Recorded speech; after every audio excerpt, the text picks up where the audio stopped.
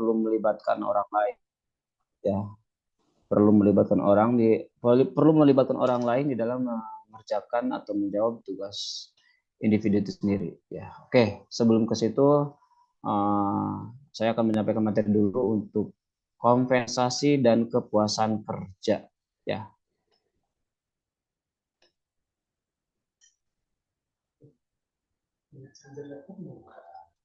Enggak lihat.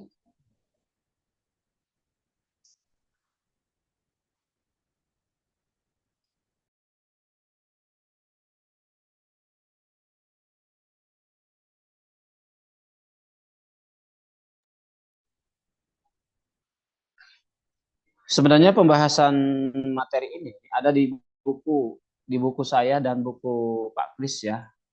Kalau kalian punya bukunya bisa nanti dibuka, ya. Ada buku manajemen sumber daya manusia bidang perkantoran. Nah, itu Mutia. Kamu dapat dari mana bukunya, Mutia? Dari paket, Kak, Pak. Oh, dari Pak Kris. Oke, ya.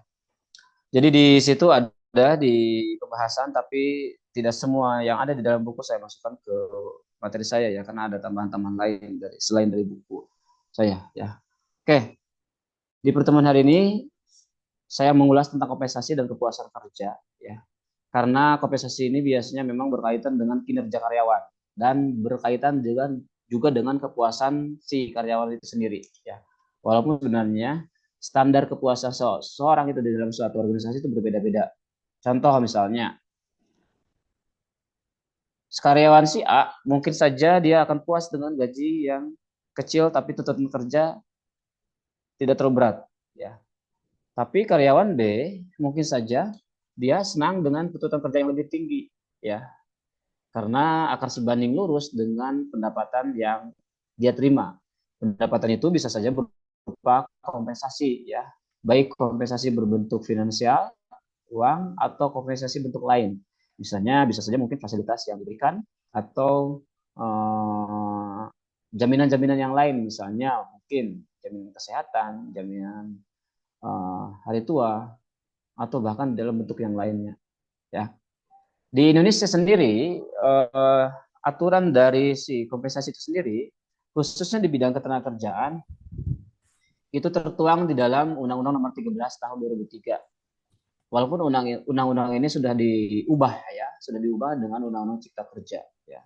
Jadi junto Undang-Undang Cipta Kerja di dalam pasal 1 ayat 30 dijelaskan bahwa upah sebagai hak kerja atau buruh yang diterima dan dinyatakan dalam bentuk uang sebagai imbalan dari pengusaha atau pemberi kerja kepada pekerja atau buruh yang ditetapkan dan dibayarkan menurut suatu perjanjian kerja, kesepakatan, dan atau peraturan perundang-undangan termasuk tunjangan bagi pekerja, buruh, keluarganya atas suatu pekerjaan dan atau jasa yang telah atau akan dilakukan. Nah, di sini ada kata kuncinya yaitu suatu perjanjian kerja, kesepakatan, atau peraturan perundang-undangan. Maksud dari suatu perjanjian kerja yang dikaitkan dengan kompensasi apa maksudnya? Ada yang tahu?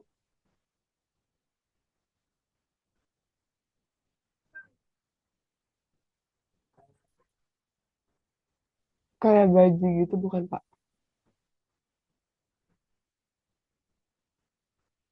Apa gaji? Oke, ini saya delay, ya, agak lambat, ya, betul nggak? Video saya agak tertunda nggak? Enggak sih, Pak. Oh nggak, oke. Pokoknya tertunda maka akan saya ganti, bukan ganti laptop, ganti jaringan, ya. Oke, tadi misalnya gaji, ya. Ada lagi yang bisa mengaitkan apa sih korelasi antara suatu perjanjian dengan kompensasi? Maksudnya seperti apa? Ruth Damayanti, Kontrak kerja, Pak. ya, maksudnya apa korelasinya? Bagaimana?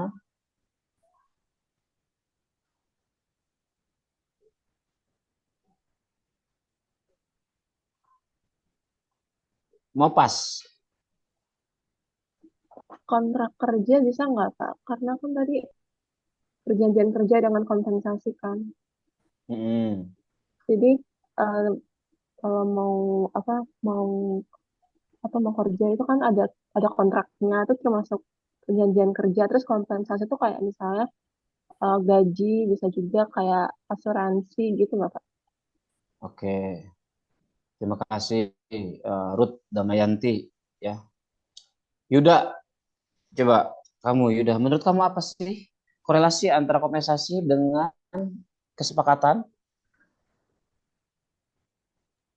Oh, kalau menurut saya perjanjian yang biasa dipakai di perusahaan itu yang pembagian laba setiap akhir tahun, Pak.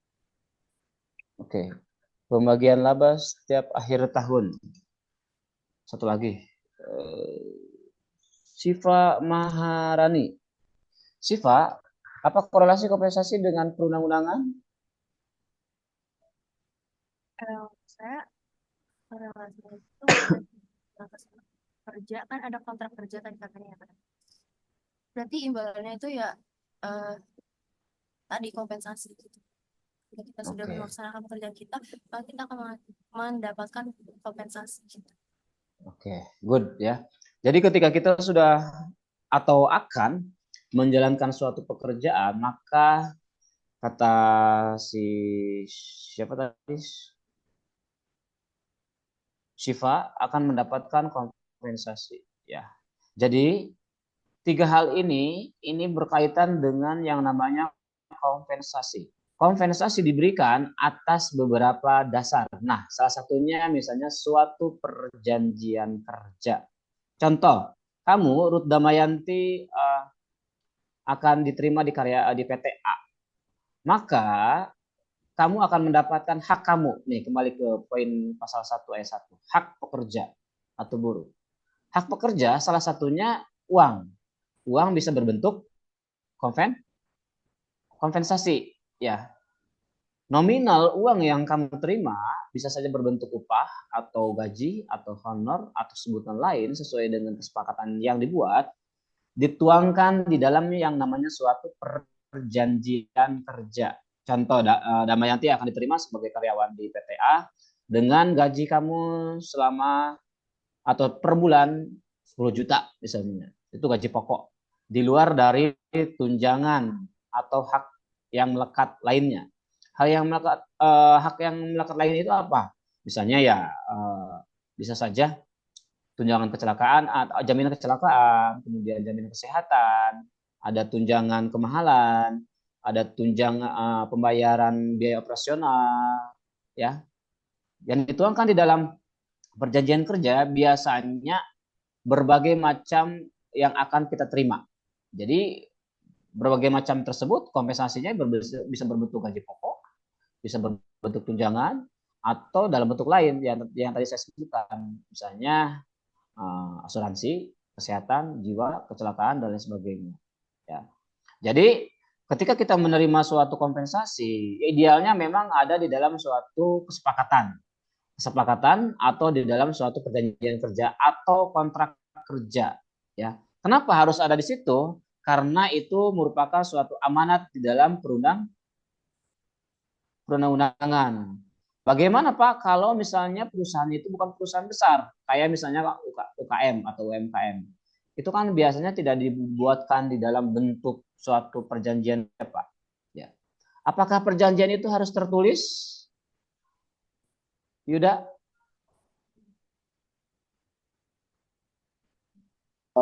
Kalau perjanjian itu yang tertulis mungkin secara hukum lebih kuat ya, Pak.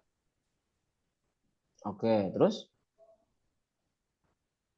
Jadi menurut saya tetap ada harus hitam di atas putih. Oke, Amiruddin, apakah perjanjian harus tertulis? Harus Pak kalau kata saya. Harus, ya. Oke. Bella, Sabrina, apakah perjanjian harus tertulis? Harus Pak, biar bisa jadi bukti juga kan. Biar bisa menjadi bukti. Abrar, Ya, Pak. menurut kamu Perjanjian harus ditulis, Pak. Oke, perjanjian harus ditulis ya. Wajib menurut kamu? Wajib, Pak. Oke, terima kasih jawaban beberapa mahasiswa. Saya terima ya. Jadi idealnya memang untuk perjanjian ditulis ya. Tapi jika ada perjanjian secara lisan itu tetap boleh diperbolehkan. Walaupun pada prinsipnya direkomendasikan yang namanya suatu perjanjian itu harus tertulis. Tapi jika misalnya kamu Mutia sama Anis ya membuat suatu perjanjian dalam bentuk lisan dan dituangkan atau divideokan atau dibikin di dalam audio itu tetap boleh ya. Apalagi misalnya di situ ada saksi, saksinya si Ranita. Nih. Ranita, apakah kamu ada di Zoom ini? Iya Pak, saya. Mana muka kamu? Oh, emang di Zoom nggak kelihatan ya Pak? Nggak ada, gelap Ini gulita. saya dari tadi on cam. Coba sebentar ya Pak, saya refresh device-nya dulu. Oke. Jadi idealnya suatu perjanjian memang harus tertulis, tapi bukan berarti lisan atau melalui audio itu tidak boleh, tetap boleh ya. Walaupun tadi pembuktiannya nanti agak sedikit susah ya, jika memang audio atau video, karena ya akan berbagai macam konsekuensi muncul. Contoh misalnya mungkin saja diedit nanti, diedit atau dipotong, di-cut gitu kan, atau dimanipulasi, apalagi sekarang zaman AI ya. Bahkan yang tertulis juga bisa diubah ya, apalagi yang sifatnya video bisa diedit. Nanti ketika diedit maka kita perlu mendapatkan jawaban-jawaban atau pertimbangan lain dari pakar. Contoh misalnya kamu Mutia, kamu berkasus atau menggugat si Anis ya. Dan di situ menurut kamu ada perjanjian yang dibuat dalam bentuk video, ada yang di-cut. Untuk membuktikan dalil kamu, maka kamu harus menghadirkan saksi ahli. Saksi ahli salah satunya dia misalnya memiliki kompetensi di bidang digitalisasi. Contoh misalnya dia pakar telematika, ya.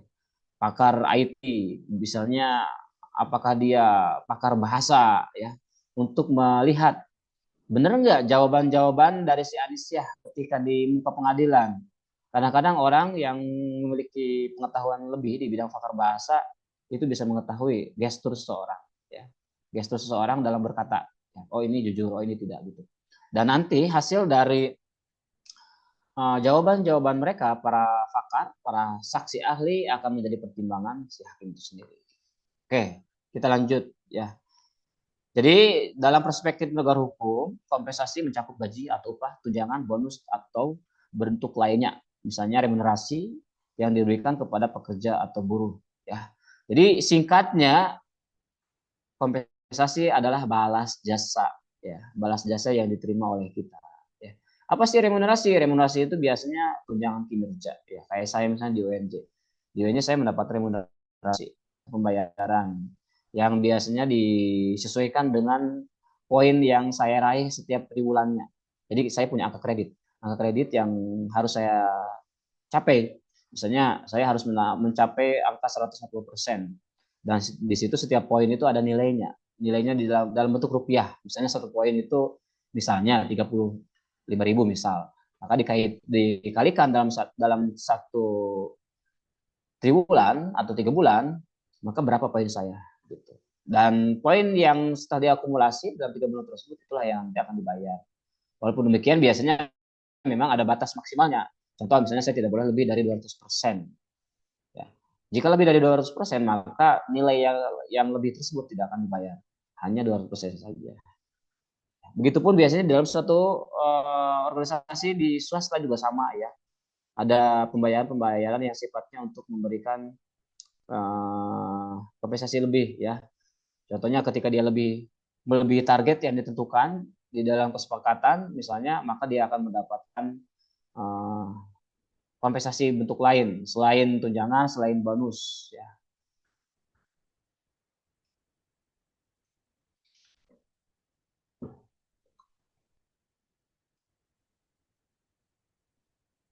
Oke, di sini ada beberapa tujuan dan fungsi kompensasi. Yang pertama, ini sudah jelas ya, pemenuhan hak.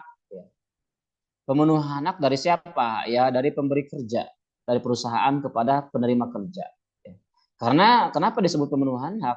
Karyawan ketika dipekerjakan maka dia harus mendapatkan balas jasa, harus mendapatkan kompensasi, harus mendapatkan pembayaran. Dan itu juga selain kewajiban perusahaan untuk membayarkan, pekerja juga menerima hak, itu perintah dari regulasi, perintah dari undang-undang itu sendiri. Ya. Jika ada perusahaan yang tidak membayarkan hak pekerja, maka pekerja juga bisa menuntut untuk dibayarkan sesuai dengan kesepakatan yang dibuat atau sesuai dengan aturan yang ditetapkan oleh pemerintah itu sendiri. Bagaimana Pak kalau perusahaan tidak membayar sesuai dengan kesepakatan yang dibuat atau sesuai dengan regulasi yang dibuat oleh pemerintah? Nah, di situ kita boleh menggugat, ya, menggugat secara perdata bahwa perusahaan misalnya tidak menjalankan perintah aturan, ya. Walaupun biasanya memang ketika kita mau menggugat itu kadang-kadang menyita waktu, ya, menyita waktu, makanya banyak orang yang males untuk melakukan gugatan, ya ujung-ujungnya gugatan tidak diterima, kita juga udah kehabisan finansial, misalnya ya untuk operasional, jalan ke peradilan, berkali-kali harus ikut sidang gitu kan, secara perdata, dan di akhir kita dibantah misalnya atau tidak menang atau dikalahkan oleh si pihak yang tergugat. Kemudian tujuan yang kedua ya kesejahteraan karyawan itu sendiri, ya. Biasanya karyawan ketika bekerja ya tujuannya untuk mendapatkan kesejahteraan. Mungkin sedikit orang yang bekerja tujuannya itu untuk hobi, ya. Ada nggak di sini yang kalian bekerja, contoh misalnya kuliah nih, kalian kuliah, hobi nggak kuliah atau memang tuntutan kalian atau perintah orang tua atau keterpaksaan? Perintah orang tua, Pak. Perintah orang tua, oke. Yang biasa membantu prodi, kesadaran kalian atau keterpaksaan? Kesadaran, Pak. Kesadaran, oke. Tesalonika, Kristina, mendengar suara saya?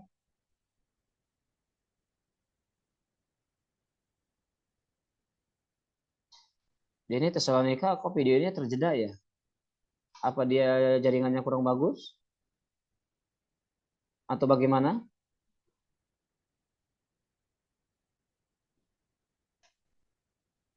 Saya ke Firly aja deh. Firly Aulia.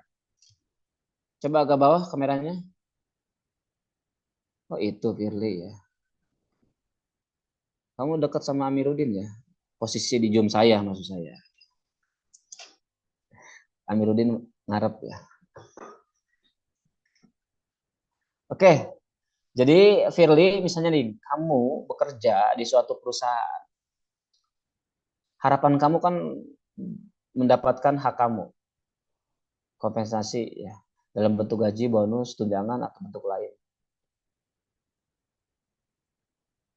Kamu ingin sejahtera ketika jadi karyawan?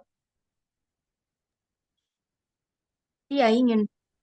Oke, apakah mesejahterakan karyawan menurut kamu tujuan?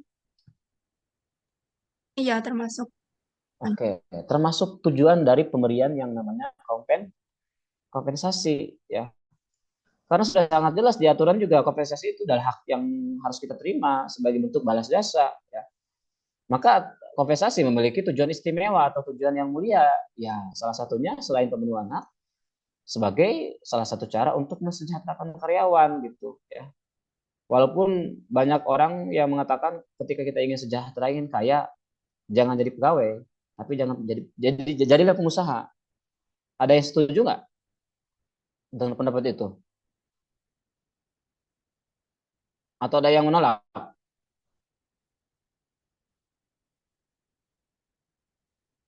Tadi itu pernyataannya tuh jangan jadi pegawai tapi jadilah pengusaha gitu, Pak. Sebenarnya ada plus minusnya semuanya sih kalau jadi pengusaha dan juga jadi karyawan gitu kan. Kalau misalkan karyawan kan tentu gajinya bakal dari awal udah stagnan gitu kan. Maksudnya kayak udah dikasih tahu. Kalau pengusaha kan masih ada eh kayak kayak kadang di bawah, kadang di atas gitu kan. Terus kalau nggak, kalau karyawan kan juga susah naik ya. Kalau pengusaha kan udah tentu bisa naik dan itu tergantung usaha dia gimana caranya biar bisa memajukan perusahaannya sendiri gitu. Oke, ya. Bahkan sebagian orang memilih jadi karyawan agar hidupnya itu lebih terjamin. Lebih terjamin tidak terpengaruh oleh faktor lain ya. Tadi misalnya kata si Mutia, yang namanya usaha bisnis Pak kadang ada di atas, kadang ada di tengah, ada di bawah, tapi nggak di tengah-tengah ya. Kalau saya tiga, kadang ada di atas, di bawah, dan di tengah-tengah ya. Di tengah-tengah di sini dalam artian ya di jalan di tempat. Jalan di tempat tidak sesuai dengan yang kita rencanakan. Naik tidak, turun tidak, stagnan ya. Jadi bisnisnya tidak berprogres, tidak ada progres ya, tidak ada peningkatan. Itu hal yang wajar ya. Jadi kembali yang tadi saya sebutkan bahwa memang yang namanya kompensasi memiliki tujuan istimewa atau tujuan yang mulia yaitu untuk mensejahterakan karyawan itu sendiri ya. Yang ketiga mengurangi turnover atau pengurangan karyawan atau pemberhentian karyawan atau bahasa kasarnya itu merumahkan karyawan ya. Kenapa turnover ini menjadi permasalahan bahkan dijadikan beberapa topik untuk penelitian mahasiswa karena rata-rata kompensasi menjadi faktor juga. Karyawan keluar ya Pak, mendingan saya keluar lah. Saya dengan gaji segini, hidup saya selama 5 tahun gak akan berubah. Pak. Ya. Itu menjadi beberapa faktor pertimbangan. Yang keempat, yaitu tujuan produktivitas karyawan. Harapannya dengan diberikan kompensasi, si Ida ini bisa lebih produktif. Halo Ida. Ida tadi ngomong ke saya Pak, kalau apa laptopnya tuh kayak nge-lag gitu hitam Pak, terus dia ngirim ke saya foto laptopnya hitam, kasih. Oh berarti harus di lem biru. Tolong transfer Yuda. Ada nggak? Oke. Jadi selain tujuan pemenuhan hak kesejahteraan, turnover, produktivitas karyawan juga diharapkan bisa menjadi salah satu indikator yang membuat pemberian kompensasi itu penting diberikan kepada karyawan. Ya, walaupun tidak menutup kemungkinan dengan kompensasi yang besar si karyawan tersebut itu bisa lebih produktif. Ya, tidak menutup kemungkinan. Dikembalikan kepada personal masing-masing. Misalnya kamu Husnul Fatimah, kamu sudah mendapatkan gaji per bulan 20 juta. Ya, belum tentu dengan gaji 20 juta tersebut tuntutan perusahaan itu atau target perusahaan itu bisa tercapai oleh kamu ya. Mungkin kamu tipe kalau orang yang tidak ingin misalnya dalam tanda kutip ya lebih dibandingkan karyawan yang lain ya. Saya lebih senang cari aman saja Pak, target selesai ya udah beres. Kamu seperti itu nggak?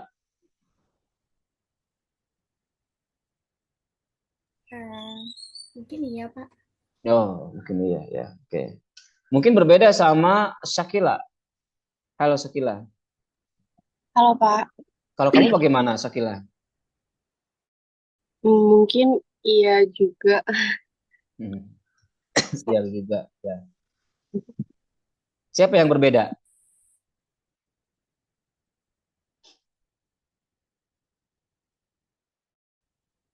Apa di kelas ini sama semua? Chandra, apakah kamu berbeda atau tidak?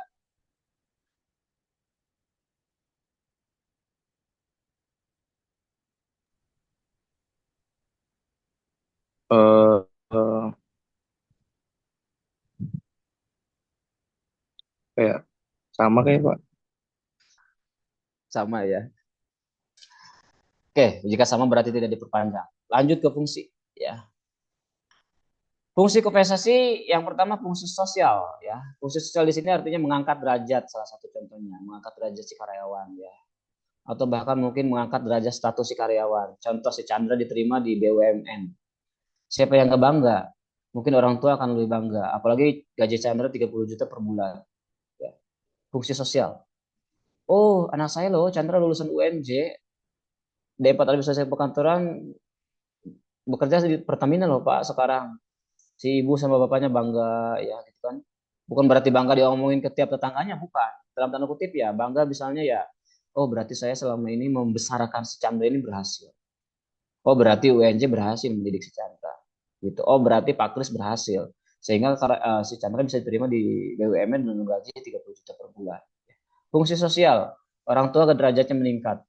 Bahkan yang tadinya si Anindya Salsabila nolak Chandra mungkin saja jadi kembali. Hari ini mungkin menerima gitu. Mungkin ini contoh, jangan baper kamu ya. Atau ada yang marah, Nadia Sri Navanis. Nadia aja ya jadikan contoh ya. Jadi fungsi sosial di situ ya. Bahkan dalam tanda kutip mungkin masyarakat juga akan memandang berbeda antara Chandra yang dulu dengan Chandra yang sekarang ya. Tapi jangan kayak film Indosiar ya. Nanti biasanya ada azab di situ.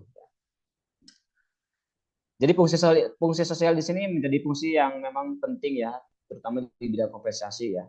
Dengan gaji yang besar, dengan pekerjaan yang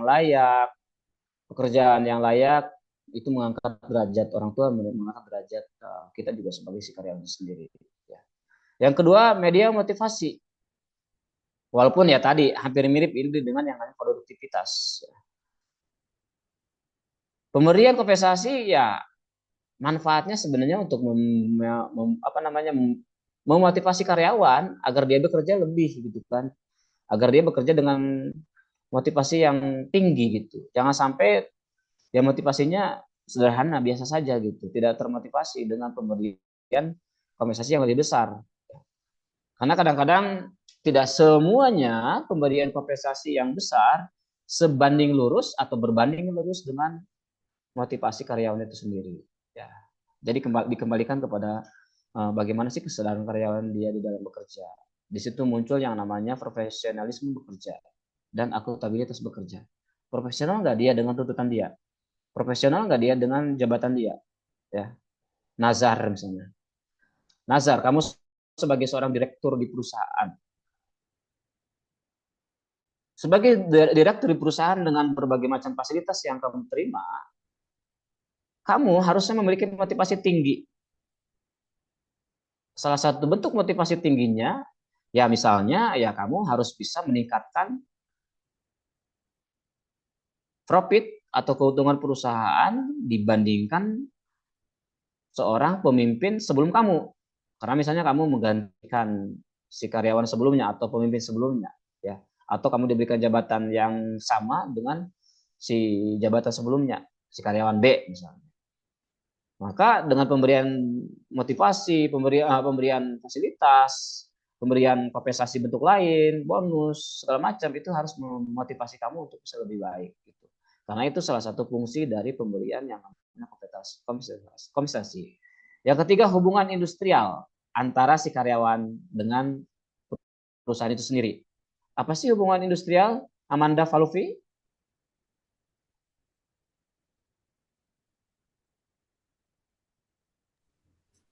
Saya kurang tahu, Pak, hubungan industrial. Gina, apa sih Gina hubungan industrial? Saya juga kurang tahu sih, Pak, hubungan industrial itu apa. Nara, coba kamu tahu nggak apa hubungan industrial? Sama Pak, saya kurang tahu arti hubungan industrial. Hubungan industrial itu adalah hubungan antara karyawan dengan manajemen di dalam suatu perusahaan itu sendiri. Ya, bagaimana antara karyawan dengan manajemen di perusahaan itu harmonis, ya, sehat, akrab, ya. Jadi tercipta yang namanya lingkungan yang bersifat kekeluargaan, ya, tidak dalam tanda kutip misalnya tidak searah. Searah di sini dalam artian ya pimpinan, karyawan ya karyawan. Ada gap di situ ya, ada sekat. Walaupun ya memang harus ada batasan, tapi batasan di sini dalam artian ya kita juga kadang-kadang perlu bersosial juga kan dengan pimpinan, ya. Perlu bercengkrama, perlu ya berdiskusi gitu ya. Pimpinan juga harus bersifat terbuka gitu. Sekali harus menyapa karyawan. Karyawan itu biasanya kalau disapa, diperhatikan bisa senang. Itu yang saya alami. Ya. Ya pimpinan juga biasanya kayak gitu. Kalau kita perhatikan, misalnya bagaimana Pak kabarnya sehat gitu kan. Ya bukan cari muka, tapi ya kita ya mencairkan situasi agar tercipta yang namanya hubungan industrial yang harmonis, yang sehat gitu. Karena biasanya kalau orang sudah nyaman, maka biasanya orang tersebut akan uh, maksimal, akan menggunakan segala macam kompetensinya, kemampuannya, agar si organisasi tersebut bisa lebih baik atau mungkin bisa bersaing dengan komputer yang lain, ya, atau dengan perusahaan yang lain. Maka ciptakanlah yang namanya hubungan industrial yang harmonis. Ya. Coba saya ingin bertanya ke Cindy Aulia. Cindy,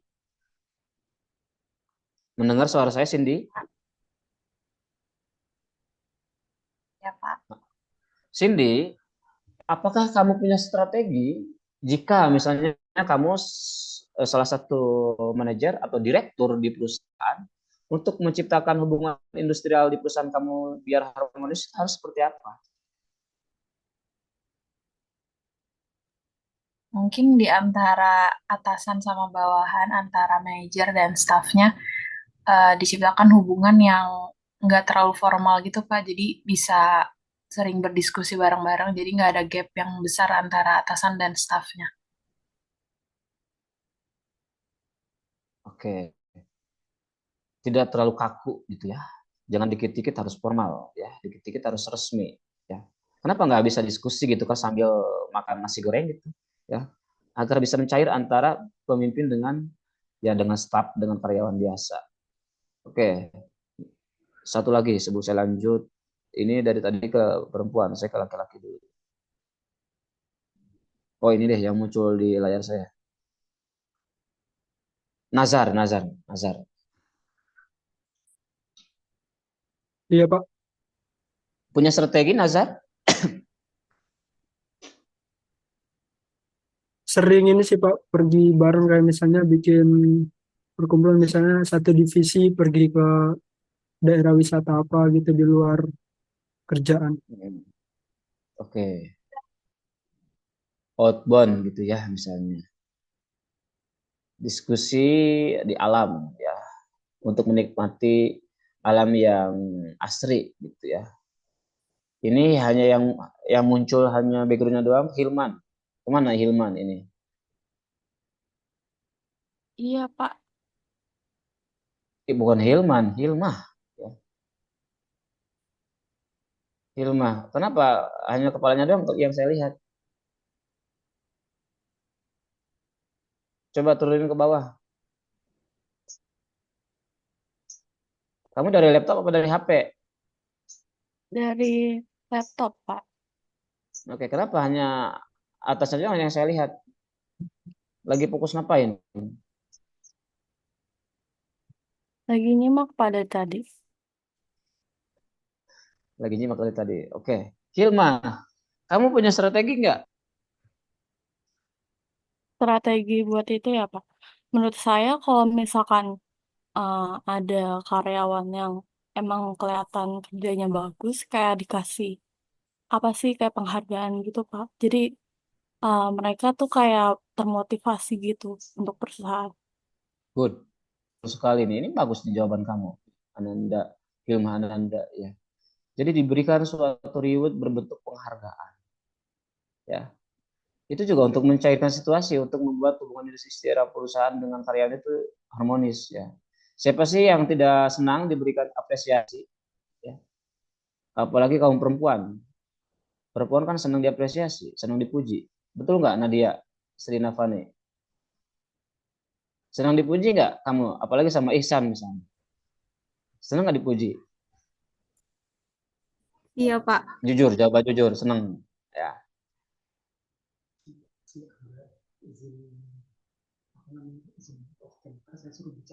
Oh ya udah. Ya. Senang ya, senang dipuji ya Nadia ya. Betul ya. Betul, Pak. Kalau dihina kamu senang nggak?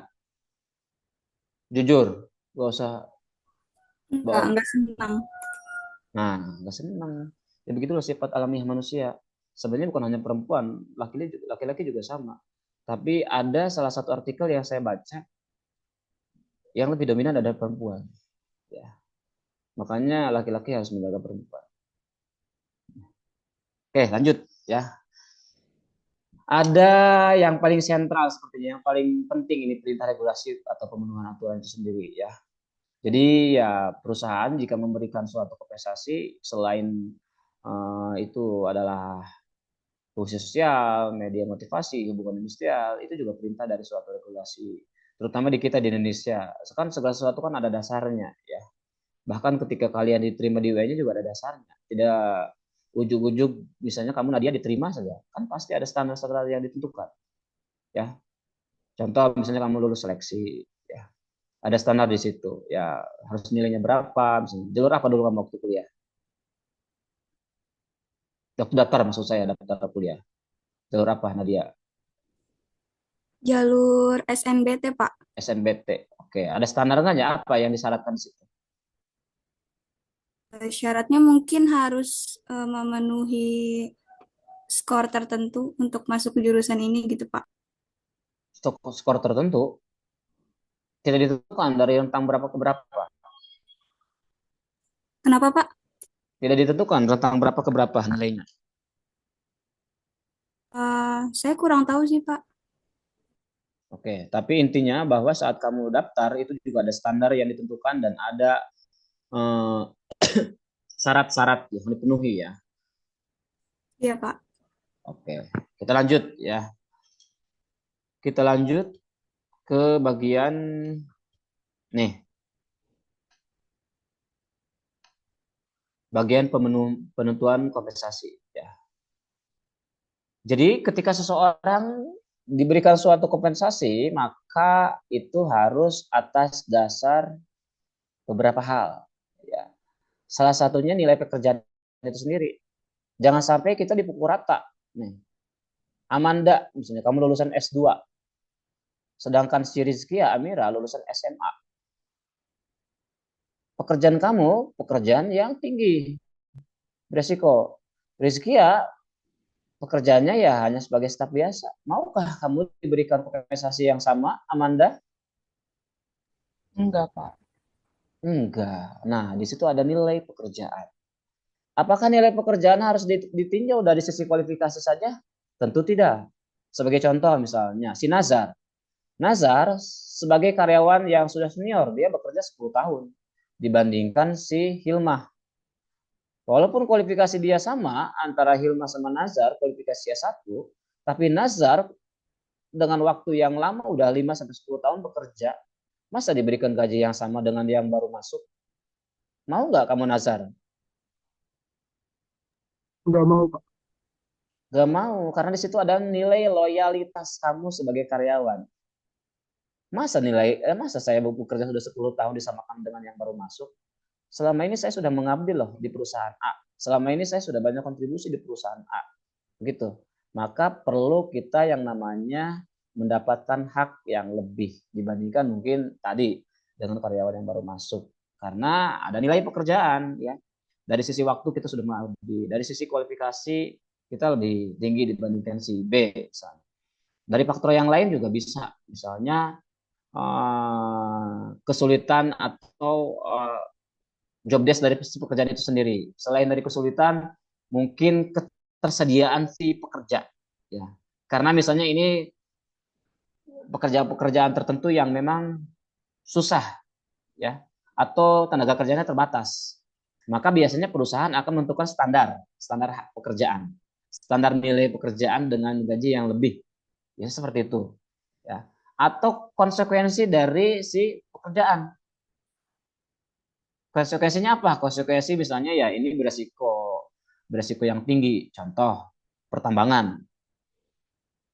Ya kalau misalnya orang tersebut dari atas ambruk itu kan beresiko sekali. Walaupun ya bukan berarti pekerjaan di luar itu tidak beresiko ya. Semua pekerjaan ya beresiko. Ya. Kayak saya nih, walaupun saya sekarang di gedung yang nyaman, dingin, ya tetap beresiko ya.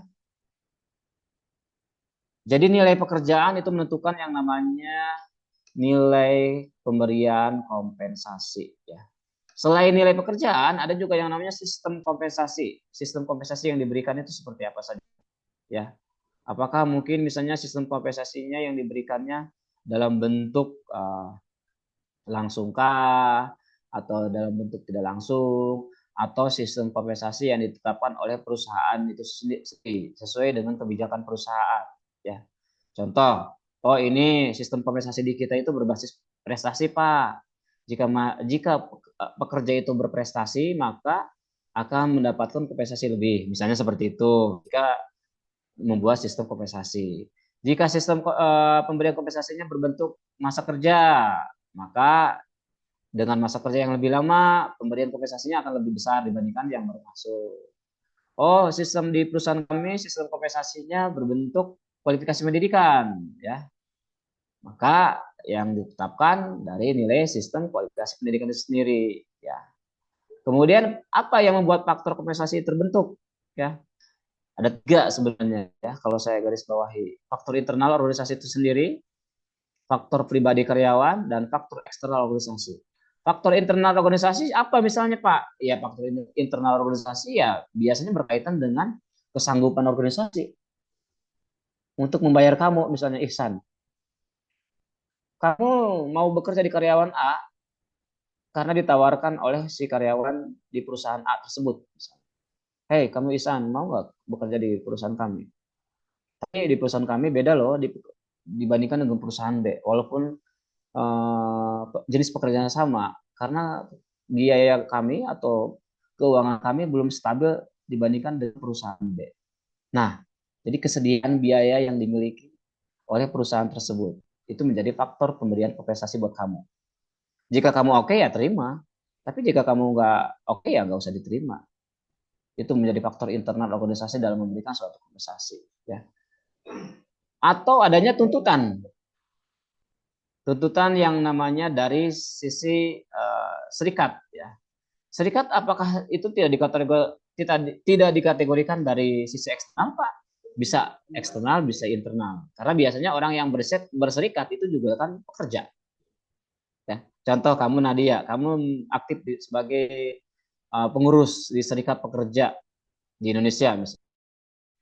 Ya kamu pengurus di serikat pekerja, tapi walaupun kamu pengurus di serikat pekerja, kamu juga bekerja kan di perusahaan A. Nah itu dikategorikan sebagai faktor serikat di dalam internal organisasi. Itu juga mempengaruhi. Ya. Adanya tuntutan. Oh mentang-mentang Nadia pengurus, ya saya harus lantang Pak menyampaikan suara teman-teman misalnya. Menuntut untuk pemberian kompensasi yang setara sesuai dengan kebijakan pemerintah. Begitu. Ya, jadi ada pembenaran di situ. Kamu berdasarkan aturan yang dituangkan oleh pemerintah, misalnya adanya UMP, UMK, UMR, ya. Sehingga kamu memiliki modal untuk menyampaikan keberatanmu atas pemberian kompensasi. Itu juga bisa menjadi faktor dari pemberian suatu kompensasi dari suatu organisasi atau perusahaan. Yang kedua, faktor pribadi karyawan. Nih, kamu Nadia tidak termotivasi dengan pemberian kompensasi. Kemarin juga kamu bekerja biasa saja. Ya udahlah kata pimpinan, saya tidak mau memberikan bonus lebih. Karena si Nadia ini salah satu contoh karyawan yang tidak mau berimprovisasi, ya, atau tidak mau melebihi target. Si Nadia tipe kalau orang yang cari aman doang. Nah itu juga bisa menjadi faktor pemberian kompensasi dari pimpinan. Faktor pribadi si karyawan. Ada faktor lain pribadi karyawan selain disebutkan tadi? Rizkia Ameria?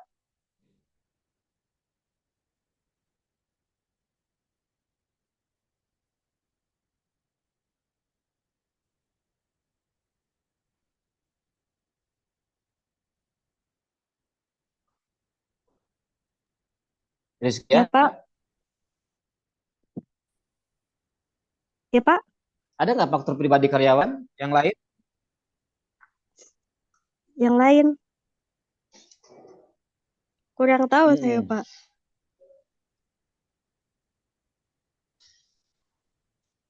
Kurang tahu, oke. Kalau saya boleh izin menjawab, Pak? Boleh. Silakan, Mutia. Jadi kalau menurut saya faktor pribadi karyawan tuh ada misalnya perusahaan tuh menetapkan kalau misalnya ini kalau di luar negeri sih ya Pak, ada kayak Hmm. eh kalau karyawan yang nikah itu dapat kompensasi misalnya honeymoon gitu, apa honeymoon dibayarin sama kantor gitu, terus kayak hotelnya gitu, terus kayak dapat tunjangan pernikahan gitu buat persiapan memiliki anak gitu kan, terus kayak kompensasi juga bisa dalam bentuk cuti perempuan hamil Hmm. gitu. Itu sih Kak. Hmm. Oke, good, betul ya. Bahkan sekarang ada aturan yang sedang dirancang ketika istrinya melahirkan, bukan hanya istrinya saja yang dapat cuti, tapi suaminya juga dapat cuti untuk mendampingi istri ketika dia melahirkan. Tambahan dari saya. Ya. Biasanya memang itu diberikan ke karyawan-karyawan dalam lingkup perusahaan yang besar. Ya. Kayak tadi misalnya diberikan suatu kompensasi ya kata si Mutia, ya buat bulan madu Pak, makanya diberikan kompensasi ya. Karena itu mencakup dari sebenarnya faktor individu karyawan ya, faktor pribadi gitu kan, faktor pribadi karyawan. Tapi walaupun faktor pribadi karyawan sebagai bentuk apresiasi dari perusahaan misalnya atas kinerja dia yang baik, maka dia diberikan suatu apresiasi berupa ya kompensasi, hotelnya dibayarkan. Siapa yang nggak mau dibayarkan hotel? Nara pasti mau kan? Oke. Kemudian ada yang ketiga ya, faktor eksternal organisasi ya. Faktor eksternal organisasi itu banyak ya. Maaf. Kondisi ekonomi juga bisa menjadi pengaruh. Pengaruh faktor eksternal organisasi. Coba bayangkan ya. Tapi jangan sampai ngelamun bayangkan ya. Negara Timur Tengah yang sering perang. Kondisi ekonominya stabil nggak? Tidak stabil ya. Kenapa banyak pengungsi yang cari suaka? Karena di negara mereka tidak stabil sosial politik ekonominya ya. Maka mereka mencari perlindungan, mencari suaka ke negara yang lain. Maaf. Jadi faktor keamanan, faktor isu politik, sosial, atau bahkan faktor ekonomi itu juga mempengaruhi pemberian kompensasi di suatu organisasi. Bagaimana organisasi akan memberikan kompensasi yang besar, yang lebih kepada karyawan jika negaranya aja nggak aman? Ya. Kemudian adanya regulasi dari pemerintah juga bisa mempengaruhi pemberian kompensasi. Kayak misalnya nih, di Indonesia itu ada ya beberapa skema, ya salah satunya ada UMK. UMK Depok belum tentu sama dengan UMK Bogor. Ya. Begitupun sebaliknya.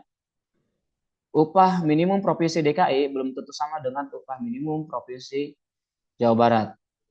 Ya, karena di situ ada yang biasanya dituangkan di dalam perda daerah atau peraturan daerah tentang standar nilai pembayaran upah, misalnya upah pekerja di pabrik misalnya. Yang domisili perusahaannya itu ada di DKI misalnya. Jadi ada banyak faktor eksternal yang dapat mempengaruhi pemberian kompensasi di dalam suatu organisasi. Ya. Nah, dari beberapa faktor dan juga tujuan, ada yang namanya tantangan di dalam pemberian kompensasi. Yang pertama misalnya supply atau permintaan tenaga kerja. Kemudian yang kedua produktivitas, yang ketiga kesediaan untuk membayar ya. Ini juga menjadi tantangan ya, kesediaan untuk membayar karyawan ya. Contohnya tadi misalnya ya perusahaan lagi failit, perusahaan lagi kesulitan pendanaan, maka mau tidak mau ya karyawan diberikan gaji yang lebih kecil misalnya atau adanya pengurangan pembayaran. Empat, kebijakan ya, kebijakan pengupahan, dan yang kelima kendala-kendala pemerintah. Ya tadi ya adanya isu politik yang belum stabil gitu kan, keamanan negara, ekonomi pemerintah yang belum jalan atau belum meningkat, dipengaruhi oleh misalnya karena memang saat ini lagi masa transisi pemerintahan atau pergantian pemimpin, itu juga biasanya mempengaruhi. Masa-masa transisi itu masa-masa yang kritis biasanya ya. Jadi memang di situ perlu memilih orang-orang yang memang layak. Dan jika kita melakukan perubahan yang sporadis, biasanya memang akan berdampak kurang baik biasanya ya, karena memang kita harus mengulangnya dari awal lagi. Kalau kita mengulangi dari awal lagi, maka akan lama lagi. Maka kalau menurut saya, ya idealnya ketika ada program baru, ya harus dilakukan sinkronisasi dengan program yang lama. Di situ kita harus cari benang merahnya, kira-kira apa yang bisa saling melengkapi antara program yang lama dengan yang baru. Sehingga nanti akan membuat formula yang pas, yang sesuai dengan tuntutan masyarakat misalnya, atau tuntutan pasar kah kalau dikaitkan dengan bisnis. Kemudian ada keadilan dan kelayakan kompensasi. Yang pertama, keadilan dilihat dari input-output ya. Jadi jangan sampai tadi dipukul rata ya. Orang yang bekerjanya lebih keras dibayarkan sama misalnya dengan yang biasa saja. Orang yang pekerjaannya beresiko dibayarkan sama dengan yang kurang beresiko. Atau orang yang sangat banyak kontribusinya dibayarkan sama dengan orang yang kurang berkontribusi. Jangan seperti itu namanya tidak adil. Jadi harus dilihat faktor input dan juga outputnya. Ya. Dan yang kedua, kelayakan. Ya. Kelayakan di dalam pemberian kompensasi ya adanya misalnya upah minimum, ya, upah minimum pemerintah dan juga perusahaan lain. Perusahaan lain di sini artinya apa? Ya, perusahaan tersebut harus melihat atau membandingkan dengan perusahaan yang lain. Jangan sampai karyawan A pekerjaannya sama antara perusahaan A dengan perusahaan B, tapi perusahaan A tersebut tutup mata. Tutup mata di sini dalam artian tidak mau melihat perusahaan yang lain, walaupun sebenarnya klasifikasi perusahaannya sama, misalnya perusahaan nasional gitu kan. Dari sisi pendanaan juga dua perusahaan tersebut perusahaan yang sehat. Gitu. Ya ujung-ujungnya nanti tidak mengedepankan nilai kelayakan di dalam pemberian kompensasi, karena pekerjaannya sama, perusahaan yang misalnya dianggap lebih sehat di dalam keuangan, tapi perusahaan tidak bisa memberikan upah yang layak kepada karyawan. Nah, upah minimum juga harus disesuaikan dengan aturan dari pemerintah. Ya. Jangan sampai ya minimal di Depok harus 4 juta gitu, tapi pemberiannya malah 2 juta. Itu kan tidak sesuai dengan aturan. Walaupun demikian, ya tentunya dikembalikan tadi, seperti yang saya sampaikan di awal. Tergantung kemampuan keuangan si perusahaan sendiri. Jika kita tidak mau dibayar segitu, ya jangan diterima kita bekerja di perusahaan tersebut. Karena kadang-kadang kan kita ketika ditawarin kerja, biasanya akan ditawarkan, maukah kamu gaji sekian? Atau ditanya sebenarnya, mau gaji berapa kamu? Pernah nggak kalian yang interview jadi karyawan atau magang kah? Ada? Belum pernah? Oke. Lanjut. Nah, sekarang pembahasan terakhir ya.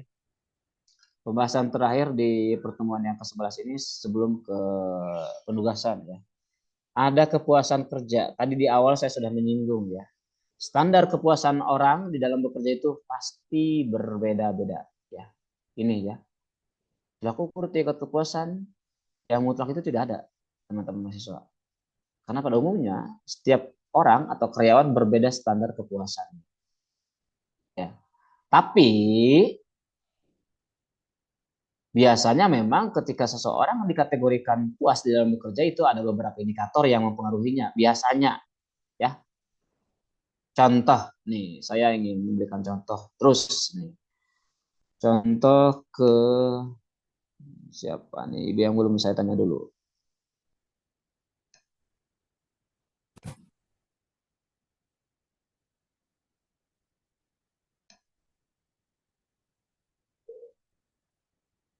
Oh ini nih, ketemu nih orangnya. Orangnya di pinggir jembatan. Ranita. Oke, Ranita. Mendengar suara saya, Ranita, batuk juga ya? Iya, Pak. Apa tertular dari saya? Mohon maaf ya kalau tertular lewat Zoom. Ini penemuan baru nih. Oke. Nah, kamu Ranita,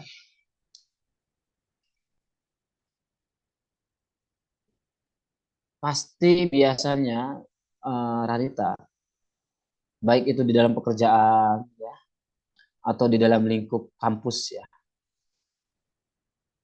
Lingkup kampus apa? Misalnya kamu sebagai anggota kelompok, kamu sudah berkontribusi dalam kelompok tersebut,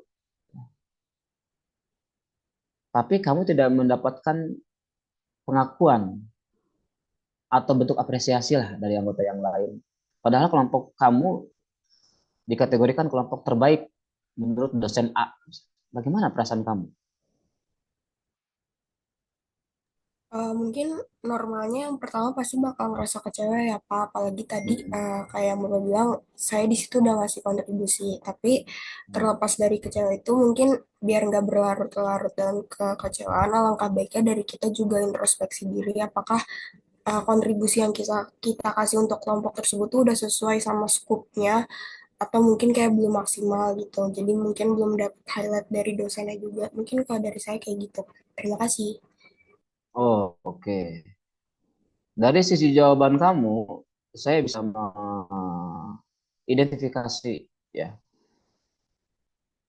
Kamu bukan tipikal orang yang anti kritik ya, nanti ya. Oke, tidak perlu saya perpanjang. Kembali ke top ya. Balas jasa yang adil dan layak. Begitupun di dalam suatu lingkup terdekat, di dalam suatu kelompok ya. Kita perlu diapresiasi ya. Apresiasi itu bukan berbentuk uang saja ya. Bisa berbentuk ya ucapan terima kasih, pengakuan ya. Terus ya diperlakukan sama ya.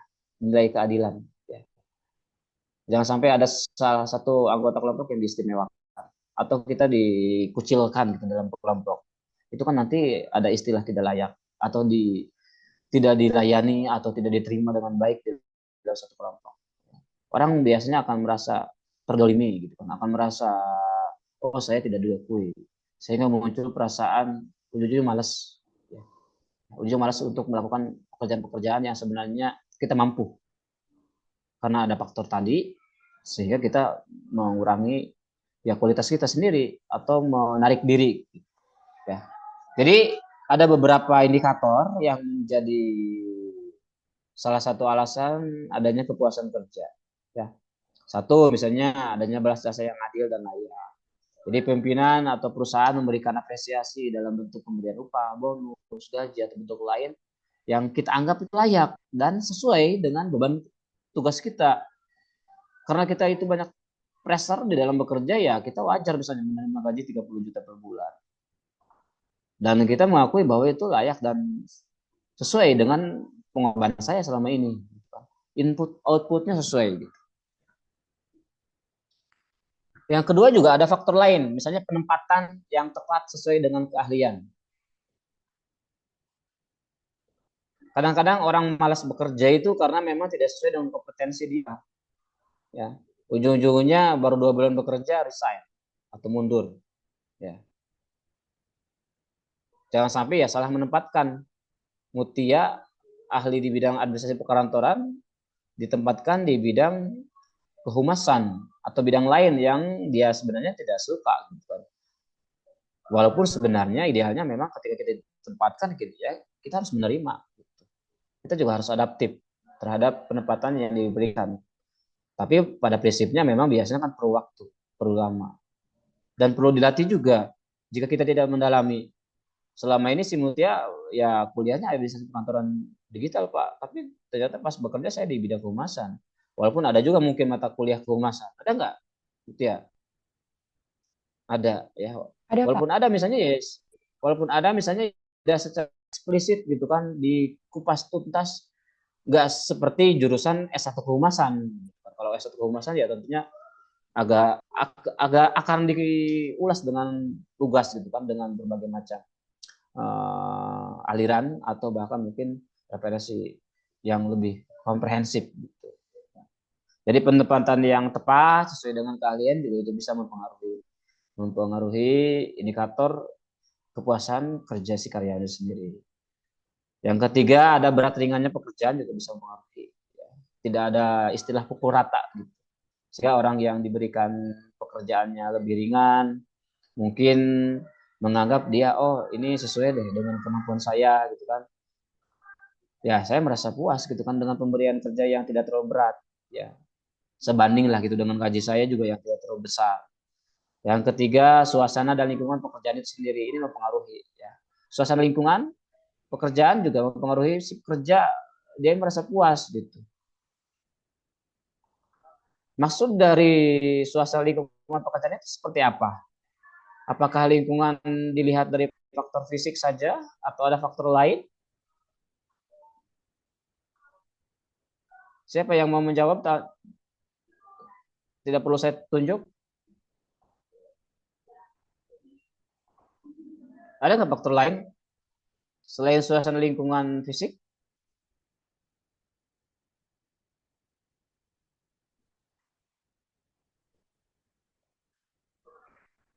Ada nggak? Oke, saya kasih contoh sederhana. Ya.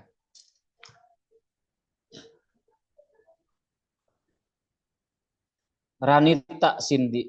Ya, kembali ke Ranita dan Cindy. Ranita dan Cindy adalah dua orang mahasiswa di dalam kelompok satu. Ya. Pasti Ranita dan Cindy itu harus kolaborasi, harus kerjasama agar setiap tugas-tugas di dalam kelompok itu bisa diselesaikan dengan baik.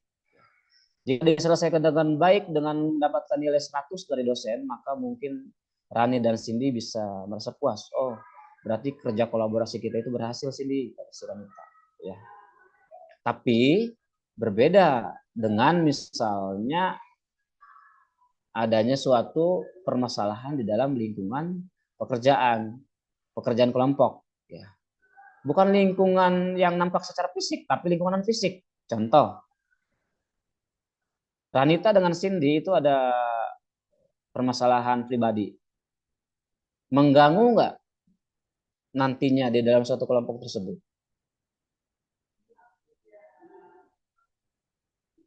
Mengganggu nggak? Mengganggu, Pak, kalau misalkan hubungannya tidak baik. Nah, itu yang saya maksud. Jadi suasana dan lingkungan non-fisik antara si A dengan si B itu juga bisa mempengaruhi suatu pekerjaan. Sehingga pekerjaannya tidak sesuai dengan yang diharapkan. Ya, ujung-ujungnya ya karyawan juga akan out, akan keluar, atau akan mempertahankan persepsi masing-masing. Ya. Sehingga tidak muncul yang namanya nilai-nilai kolaborasi. Target-target yang ditetapkan tidak tercapai. Ya.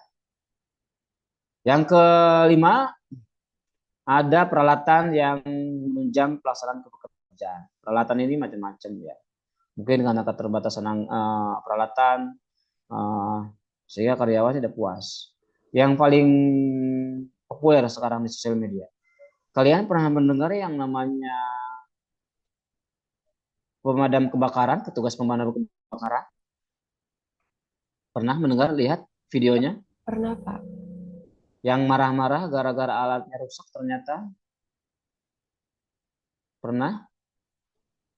Tidak perlu saya sebutkan namanya, inisialnya S, ya. Tahu ya? Tahu nggak? Tahu? Tahu, Pak. Tahu, Oh, tahu. Ihsan tahu. Oke. Si S tersebut itu sering marah-marah di sosmed. Sering marah-marah di sosmed itu bukan tanpa alasan. Contoh misalnya, mesin yang seharusnya menjadi tumpuan dia dalam menjalankan aktivitas dia sebagai seorang karyawan di damkar tersebut, ternyata oleh atasannya dibilang itu masih berfungsi. Ternyata ketika dipakai digunakan tidak sesuai, rusak, justru akan berdampak negatif. Ya salah satunya ya mungkin petugasnya akan kecelakaan kah, atau bahkan mungkin akan memunculkan perasaan-perasaan yang lain sehingga si karyawan yang bergerak di lapangan juga tidak puas bekerja, tidak bisa maksimal. Ujung-ujungnya menjadi permasalahan ya. Nah, itu contohnya ya.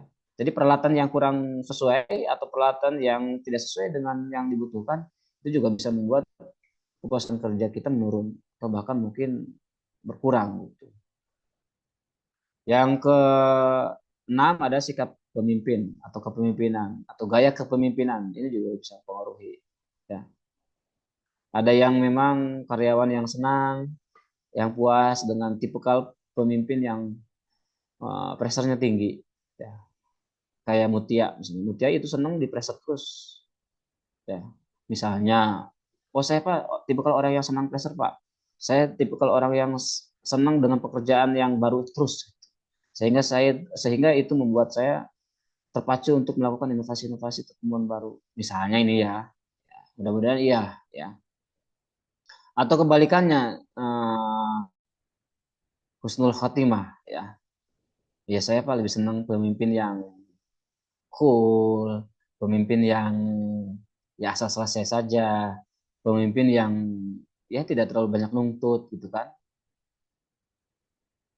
Ada juga yang seperti itu, sehingga karyawan tersebut merasa puas memiliki pemimpin yang saya sebutkan tadi. Ya. Oke, kita lanjut nih ya, penugasan ya. Nah, ini penugasannya.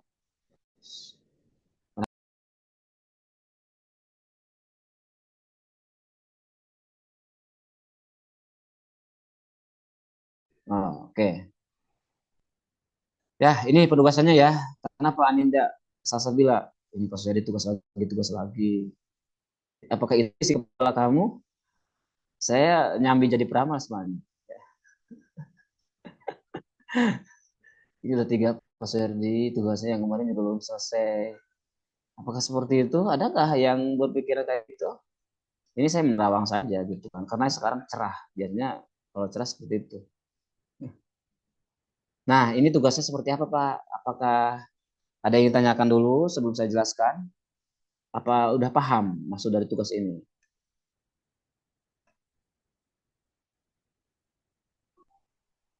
Nadia Rizka, paham nggak maksud tugas saya ini? Pak. Kamu paham nggak dengan tugas saya? Paham? Paham, Pak. Oh, oke, paham ya. Perlu nggak saya berikan contohnya? Apa tidak perlu? Perlu, Pak. Mungkin biar lebih Oh, jelas. perlu. Oh, biar lebih jelas. Ya. Berarti kalau lebih jelas pakai kacamata, pinjam si Amanda. Oke, jadi nanti teman-teman mahasiswa ini penelitian sederhana ya. Sebenarnya ini untuk latihan kalian ya. Latihan nanti di semester-semester yang akan datang kan kalian akan menyusun skripsi. Ini bisa menjadi ajang latihan ya. Prariset sederhana ini ya. Jadi kenapa tadi saya sampaikan di awal kalian agar harus melibatkan pihak ketiga atau pihak lain untuk membantu mengerjakan tugas ini. Dan saya minta kalian menjawabnya jujur ya. Di sini tidak bukan seperti ini misalnya karena di sini Pak Suyardi mewajibkan minimal 20 orang. Kalian bagi-bagi. Nih saya nanti karena kamu 20 orang isi yang saya ya. Begitupun gantian, jangan seperti itu ya. Karena saya sudah teridentifikasi niat-niat buruk itu sudah muncul di kepala saya. Sudah teridentifikasi sama saya. Sebenarnya kalau kamu tetap akan memakai itu caranya, itu artinya kamu berbohong. Mungkin saja saya tidak tahu mungkin. Tapi dosanya ditanggung kamu. Double dosanya. Double dosa ke saya juga sebagai tugas berbohong. Dosa ke sana juga sang pencipta. Artinya tidak jujur. Jadi nanti tolong kamu buatkan dulu kuesioner melalui Google Form dan nanti disebarkan melalui sosial media. Sosial media itu apa Pak? Ya banyak. Ya. Bisa Facebook, bisa Twitter kah, bisa IG, ya. Atau sosial media yang lain. Ya. Jadi kamu buat kuesioner ini yang berkaitan dengan kompensasi karyawan. Ya.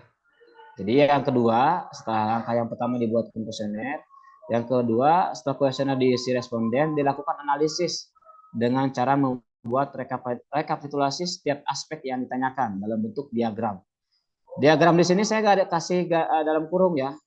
Jadi kalian bisa pakai diagram batang, bisa pakai diagram bulat. Ya. Tahu kan? Tahu nggak? Tahu ya? Masa udah jadi mahasiswa nggak tahu? Ya. Jadi pilih salah satu. Kalau mau pakai dua-duanya boleh nggak Pak? Boleh. Jika mau pakai dua-duanya. Jika mau salah satu juga nggak masalah. Ya. Jadi nanti kalian analisis di rekapitulasinya misalnya ada 20 yang menjawab pada aspek A atau aspek upah misalnya.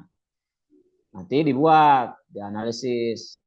Berapa persenkah yang menjawab, misalnya sangat sesuai, misalnya nanti di situ ada lima tolak ukur yang kamu tanyakan. Ya. Kemudian setelah dianalisis per aspeknya, diagram tersebut dideskripsikan dalam bentuk kalimat. Ya. Dan setelah dideskripsikan dalam bentuk kalimat, di akhir setiap aspek tersebut diberikan analisis kesimpulan menurut pendapat mahasiswa. Jadi disintesiskan, ya, diberikan pendapat mahasiswa. Ya. Oke, saya stop dulu, saya share dulu contohnya sebentar.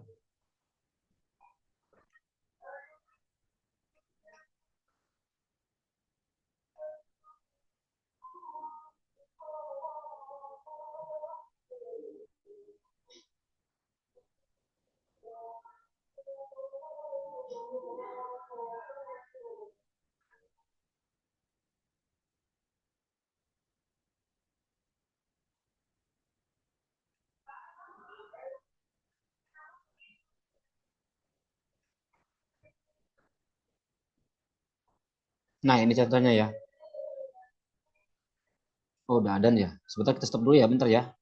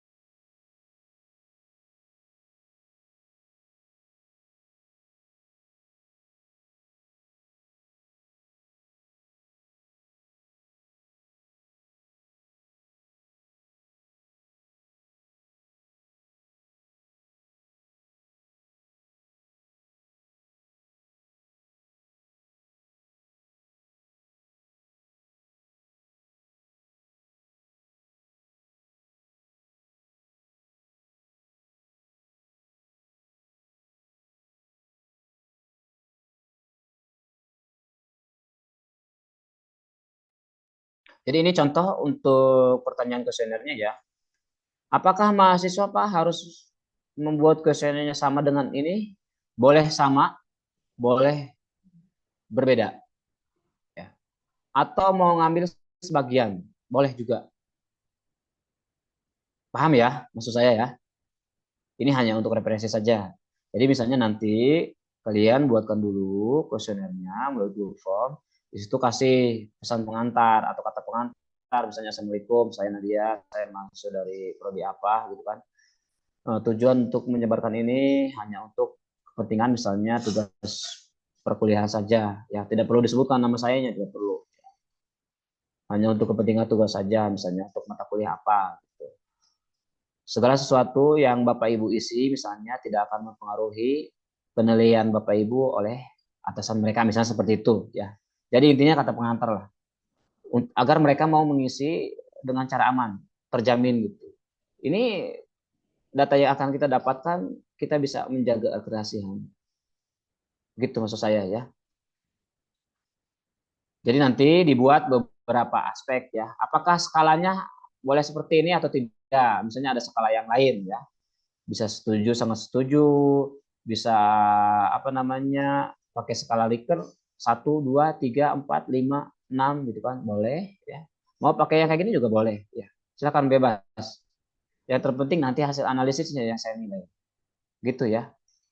Misalnya aspek upah, kalian bertanya tentang bagaimana Anda menilai besarnya gaji atau upah yang Anda terima, ya. Apakah sangat tidak memadai, cukup, memadai, atau sangat memadai. Ya. Apakah pertanyaannya harus sama seperti ini? Tadi seperti yang saya sampaikan, boleh sama, boleh berbeda, boleh dikurangi, boleh ditambahkan, boleh dimodifikasi, atau boleh berbeda sama sekali dengan yang saya lampirkan di sini. Ya, yang terpenting berkaitan dengan kompensasi. Ya. Oke, ada yang tanyakan? Pak, saya mau bertanya, Pak. Ini siapa ini? Windy. Windy. Oke, gimana Windy? Saya mau tanya, itu untuk apa sih respondennya itu harus ada minimalnya atau gimana ya, Pak? Tadi di bagian awal melihat nggak Iya. berapa? Sesuai ini kan, Pak? Sesuai yang diisi 20, Pak. Boleh nggak sih? Lebih? Boleh. Bagus. Kalau mau 200 orang justru lebih bagus ya. Oh, saya mampu Pak 300, Pak. Bagus itu Windy, tapi ya minimal 20. Ya. Terima Tapi Pak. paham ya maksud saya ya? Tapi saya minta jangan kalian gantian dengan mahasiswa yang lain, siling isi. Nah, itu yang saya nggak mau ya.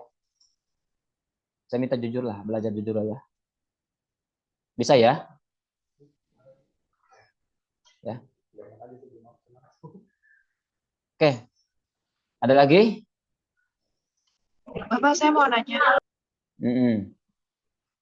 Nanya apa, Anisya? untuk target respondennya itu apakah wajib yang sudah magang atau bekerja atau gimana?